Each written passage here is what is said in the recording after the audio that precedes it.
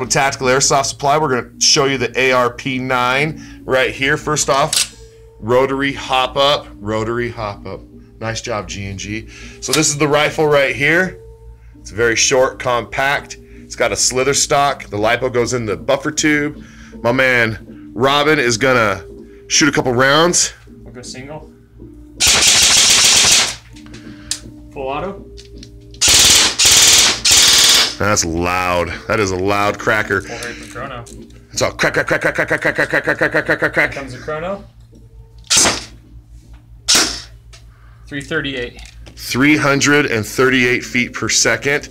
So that's definitely a close quarter battle style submachine gun. Now this is the G&G ARP9 with, is that a 45 mag? Is that supposed to be a 45? I think there's 9. It's a 9 mil. It's supposed to be a 9mm. Tactical Airsoft Supply. Peace.